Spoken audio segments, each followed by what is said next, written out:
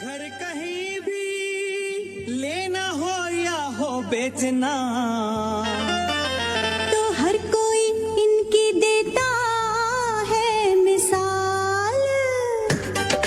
Real estate का कोई सवाल, टीम सबरवाल, रियल एस्टेट का कोई सवाल। Team Sabharwal. For any information, call Saurabh Sabharwal 647-864-8844. That's 647-864-8844. or visit teamsabarwal.com. Your search ends here. जी बिल्कुल ठीक सुना। और आपकी और हमारी इंतजार की घड़ियां हुई खत्म और हमारे अपने के सबरो साहब हर वजह की तरह हमारे साथ है। Sir ji welcome welcome welcome, कैसे हो? क्या हाल है जी Ranveer ji? Thank you very much. Good afternoon to all over listeners. जी बहुत बहुत धन्यवाद सर। और दो तीन टॉपिक्स हैं आज, तीनों के बारे में डिस्कस करेंगे और वन बाय वन लेते हैं। सबसे पहले तो इन्फ्लेशन की बात कर लेंगे। जी, ये तो बड़ी अच्छी खबर आई थी जी इन्फ्लेशन की कल सुबह, और उम्मीद से ज्यादा नीचे आ गई। 1.6% वाली इन्फ्लेशन जो है आई है इस समय बढ़ी है। तो वो भी मेनली जो है गैस प्राइसेस जो नीचे आए थे उसकी वजह से, और गैस जो 10.7% नीचे आया था पीछे अगस्त में, तो उसकी वजह से नीचे आई है ज्यादा। अगर हम गैस प्राइसेस को हटा दें तो ये अभी भी 2.2% है। स्टिल जो है बैंक ऑफ कनाडा कह रहा है कि उनके टारगेट रेंज के अंदर है, 1 to 3 के अंदर जो उनकी रेंज है। बल्कि यहाँ तक उन्होंने कह दिया गवर्नर साहब ने कि अब उनको डर सा लग रहा है कि डाउन साइड रिस्क उनको लग रहा है इकोनॉमी का, इसका इकोनॉमी ना पड़े, तो अभी उनको जरा कॉशियस होना पड़ेगा। और ये बात अब तय हो गई कि एम्प्लॉयमेंट की खबर भी हमारी अच्छी आई, लेकिन उसके अच्छी होने के बावजूद भी हमारे टारगेट में नहीं थी। तो यानी कि अब ये जो है बात अब ये जो हो गया, जो टारगेट वो मिडल ऑफ 2025 कह रहे थे वो अभी ही पूरा हो गया, which is a good news. I would say it's a good news for everyone. जी और इसके बाद आप थोड़ा सा बातचीत कर दें जिसके बारे में सबको चिंता लगी है, इंटरेस्ट रेट के बारे में, उसका क्या नजर? हाँ, इसका असर बड़ा अच्छा है। इसका बड़ा पॉजिटिव असर है इंटरेस्ट रेट के ऊपर। 50 basis point double interest rate का होना, और गवर्नर साहब ने इसका हिंट भी दे दिया, क्योंकि उन्होंने जब कहा ना कि ये जो है इसका downside risk, he is concerned about the downside risk to the economy of this inflation, तो ये क्लियर हिंट मिलता है कि अब ये 50 बेसिस पॉइंट के लिए नीचे जाएंगे। देखो इनके इस बयान के बाद ही देख लो हमारा डॉलर सस्ता होना शुरू हो गया। 135 के आसपास चल रहा था, 138 के आसपास पहुंच गया यूएस के मुकाबले। तो अभी से ही इसकी हिंट जो मार्केट में चला गया, क्योंकि जब इंटरेस्ट रेट हमारा जब कम होता है तो जो डॉलर्स की जो यील्ड है वो कम हो जाती है, तो लोग इस तरफ से हटना शुरू हो जाते हैं, तो यूएस डॉलर की तरफ जाना शुरू कर देते हैं या और करेंसी में जाना शुरू कर देते हैं। तो इसका तो क्लियर इम्पैक्ट आपने देख ही लिया, डॉलर हमारा कैनेडियन डॉलर और सस्ता हो गया। तो इंटरेस्ट रेट देखो, 6 बैंक जो मेन है हमारे, उनमें से 5 बैंक ये कह रहे हैं कि 50 बेसिस पॉइंट इंटरेस्ट कम होगा 23 अक्टूबर को। 5 जी बिल्कुल। टीडी बैंक थोड़ा सा चुप बैठा हुआ है, वो थोड़ा कॉशियस अप्रोच ले रहा है। बल्कि कुछ इकोनॉमिस्ट तो ये भी कह रहे हैं, जिसमें बीमो के नेथन भी हैं, चीफ इकोनॉमिस्ट जो एक्सेशन चीफ इकोनॉमिस्ट हैं, वो तो ये भी कह रहे हैं कि वो तो कह रहे हैं 2 बार 50 बेसिस पॉइंट घटेगा। ये 23 अक्टूबर को भी और 11 दिसंबर को भी कम होगा। हाँ जी, वो तो 2 बार की बात कर रहे हैं इस वक्त। 25 के 50 तक 50। अच्छा, मतलब ऑलमोस्ट इस साल के अंदर 1 पॉइंट निकल जाएगा, राइट?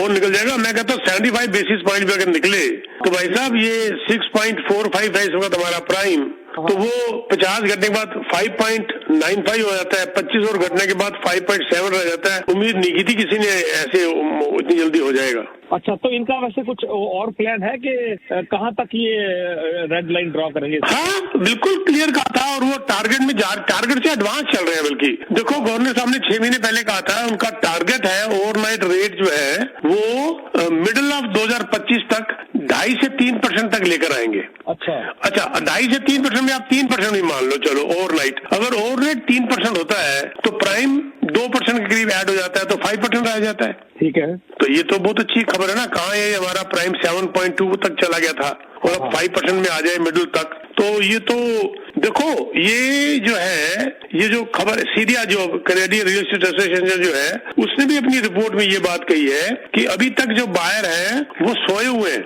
मतलब रुके हुए कह लो, एक किस्म से रुके हुए हैं, वो और इंटरेस्ट रेट कम होने की वेट कर रहे हैं। और उन्होंने अपना जो ये था ना आउटलुक जो थी हाउसिंग की, उन्होंने चेंज कर दी। पहले जो कुछ और कह रहे थे, अब वो कह रहे नहीं, क्योंकि बायर रुके हुए, उनको उम्मीद नहीं थी, तो अब वो कह रहे हैं कि ये स्प्रिंग 2025 में एक्टिविटी बड़ी फास्ट होने की उम्मीद है, और वो उम्मीद कर रहे हैं 4.4% तक प्राइस बढ़ने की। 683,000 जो एवरेज हाउस है हमारा कनाडा का, वो 713,000 तक जाने की उम्मीद कह रहे हैं। और ये इंटरेस्ट रेट जो तेज कम हो रहा है उसकी वजह से एक्टिविटी उनको जल्दी होती नजर आ रही है कि जल्दी से अब बायर की एक्टिविटी स्टार्ट हो जाएगी।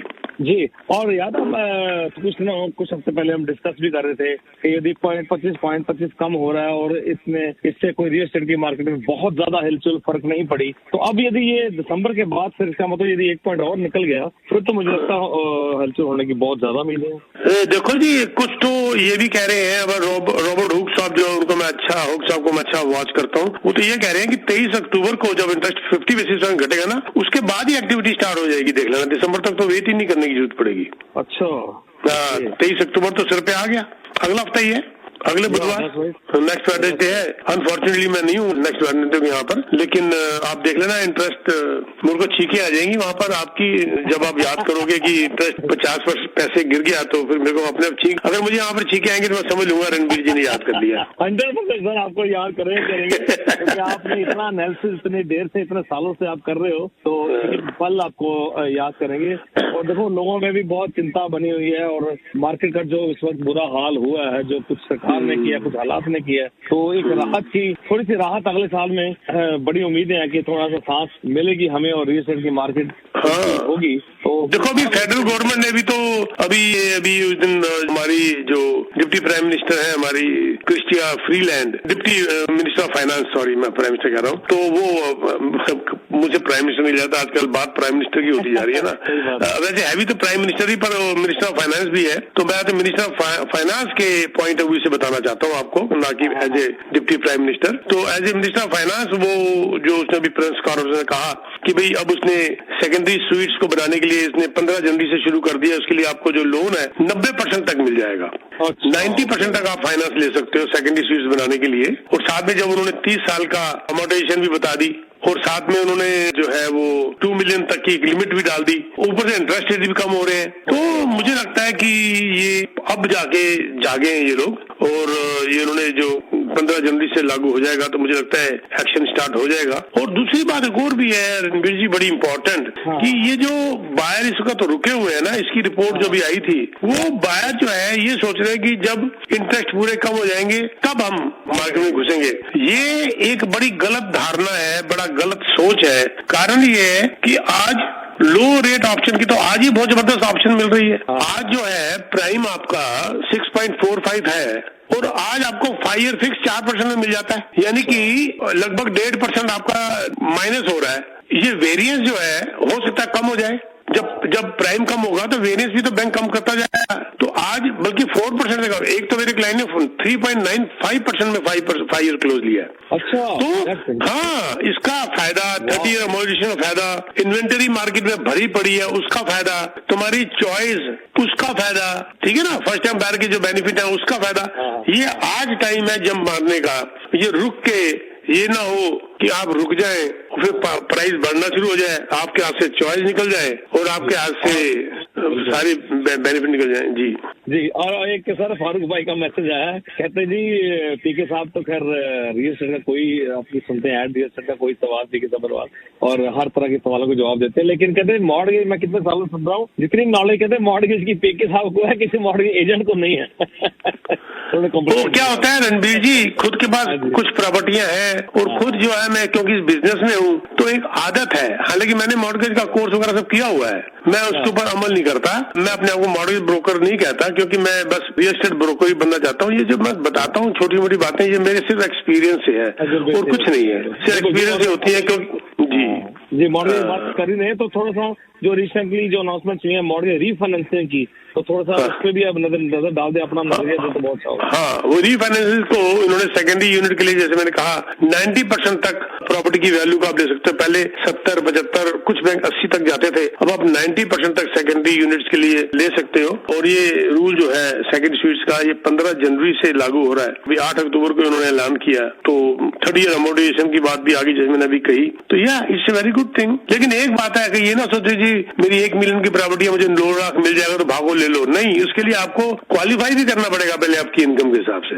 जी, ये ना क्वालिफाई नहीं कर रहे। जी जी बिल्कुल सही कहा जी आपने। यहाँ तो मैं एक बात और ऐड करना चाहता हूँ रणवीर जी, उसको अगर हमारी फ्रीलैंड जो है हमारी आदरणीय डिप्टी प्राइम मिनिस्टर और मिनिस्टर ऑफ फाइनेंस, ये अगर ये भी ऐड कर देती ना बीच में कि रेंटल इनकम पूरी काउंट कर ली जाएगी, जब सेकेंडरी यूनिट बनाओगे तो रेंट भी तो आएगा। तो मान लीजिए उसका रेंट 3,000 आता है, उसको 3,000 को पूरी को आपकी इनकम में ऐड अगर कर देते हैं तो आप क्वालिफाई कर जाते हैं। ये आधा जो रेंट क्वालिफाई करने के लिए करते हैं उसको अगर हटा देती और पूरा रेंट क्वालिफाई के लिए कर देती तो बड़ा आसान हो जाता है सबके लिए। दैट्स वेरी राइट, बिल्कुल सही है जी जी। और पीके साहब अभी नरेश जी का भी मैसेज आया, कहते हैं जैसे आपने बात कही ना अभी कि बायर्स रुके हुए हैं, तो वो कह रहे हैं कि सेलर्स भी रुके हुए हैं, तो आपको नहीं, सेलर तो मार्केट में भीड़ लगी हुई है मकानों की।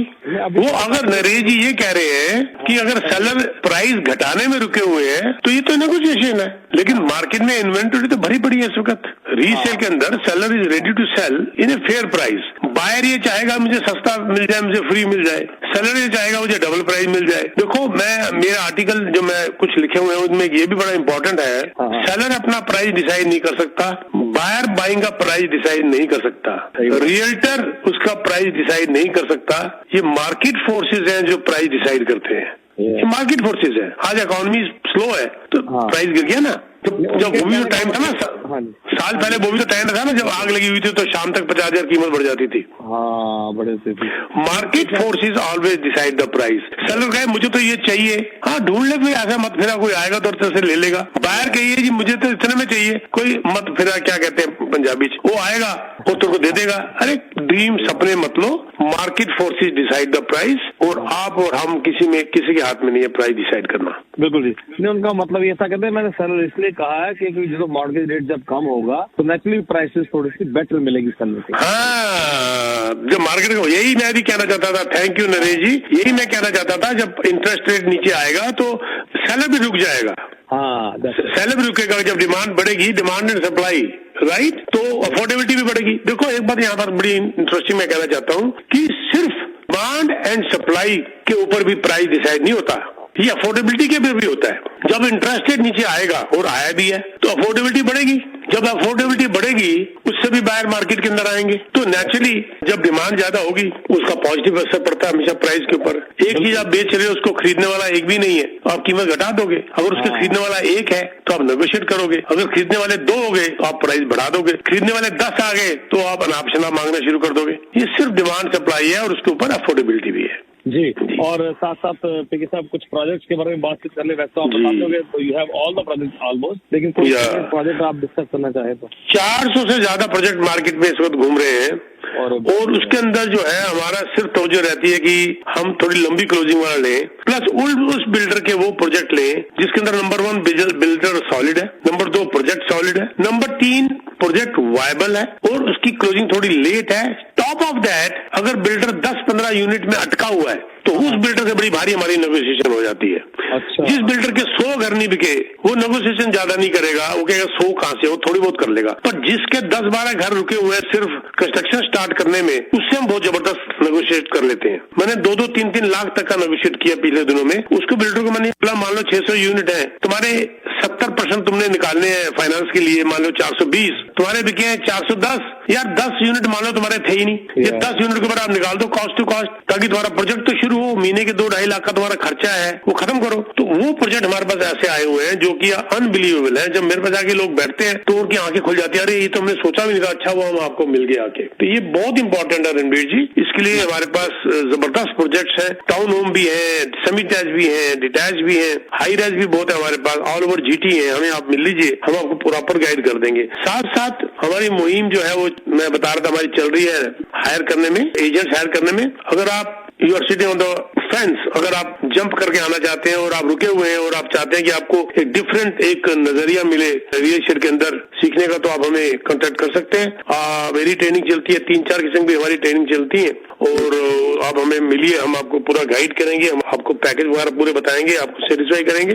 647-299-47 6472994757 आई रिपीट 6472994757 जी रणवीर जी। और पीके साहब, हाँ जी, लास्ट मैसेज यही है कि कहते जैसे आपने पहले कह रहे थे ना कि बिल्डर में बहुत बड़े बड़े डिस्काउंट देने का फैसला किया, लाख 2 लाख तक भी दिए, तो क्या वो अभी इस तरह के प्रोजेक्ट कुछ अवेलेबल है कि उन्होंने थोड़ा हाथ टाइट कर लिया? बिल्कुल है जी, अभी भी है, अभी भी। और ये बता दूं मैं आपको, एक दो तो पीछे हट गए, उनका बिक गया। मैंने एक बिल्डर था, उसके 13 यूनिट थे, मैंने 13 के 13 ले लिए। मैंने कहा 13 मुझे दे दो, 1 महीने के लिए निकाल दूंगा, मुझे ये डिस्काउंट चाहिए। 13 के 13 बिक गए, बात खत्म। अब वो बाकी के जो उसका यूनिट बचे हुए हैं 30% वो नहीं बेचेगा, वो आराम से धीरे धीरे प्राइस बढ़ा के बेचेगा। तो एक बिल्डर का मेरे पास 3 यूनिट सिर्फ बचे हुए हैं। ऐसे ही अब और बिल्डरों से भी बात होती जा रही है। तो ये ह्यूज जो नेगोशिएशंस है, इंसेंटिव है, उसके लिए मुझे अभी भी कांटेक्ट कर सकते हो। आपकी मर्जी का प्रोजेक्ट आपको देखेंगे, बस शर्त एक ही है, मैं बार बार कह रहा हूँ कि उसकी क्लोजिंग मिनिमम 2 साल के बाद होनी चाहिए, ताकि जब आपकी क्लोजिंग हो 2026 के आखिर में या 27 में, तो तब मार्केट का भी जबरदस्त हाल होगा, तो आपका दिल खुश होगा। ये ना हो ना, मुझे कोई अगर बिल्डर कहता है ना रणवीर जी कि मैं 50,000 कम कर देता हूँ, मेरी क्लोजिंग 3 महीने बाद करा दे, मैं कहता हूँ तू 50,000 और फालतू ले ले, मेरी क्लोजिंग 3 साल के बाद करा दे। क्योंकि बात यह है कि क्लोजिंग अभी कराना, अभी तो मार्केट वोलेटाइल टाइप की है, इस वक्त मत जाओ, क्लोजिंग लंबी करो, बस उसके बाद नेगोशिएशन मिलती है तो लो, नहीं तो मत लो। Very right sir. और पीके साहब का नंबर आप नोट कर लें, 6472994757, 6472994757। और पीके साहब और कुछ कहना चाहेंगे? बस जी, thank you very much Ranveer ji, फिर मुलाकात होती है next week. Thank you sir ji, all the best. Thank you.